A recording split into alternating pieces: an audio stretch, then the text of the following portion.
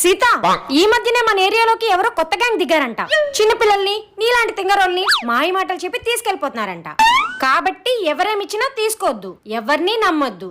హనీని జాగ్రత్తగా చూసుకో. మరీ మరీ చెప్తున్నాను, ఎవరేమిచ్చినా తీసుకోవద్దు. అలాగే అమ్మగారు, ఎవరేమిచ్చినా నేను హనీ తీసుకోము. సరే, జాగ్రత్త. Bye. A few moments later. మీ అమ్మగారి దగ్గర డబ్బులు అప్పు చేసాం, అది తిరిగిచ్చేద్దామని వచ్చాను.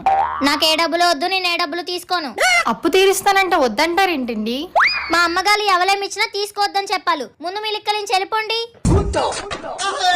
సీత, హనీ. అమ్మగారు, ఇందాకలో ఒక అమ్మాయి వచ్చి మీ అమ్మగారి దగ్గర నేను అప్పు చేశాను, డబ్బులు తిరిగి ఇవ్వాలని నాతో చెప్పింది. మరి డబ్బులు తీసుకున్నావా? మీలే కదా ఎవరేమిచ్చినా తీసుకోవద్దన్నాలు. మీ మాట నేను ఎప్పుడైనా జవదాటాను చెప్పండి, అందుకే తీసుకోలేదు.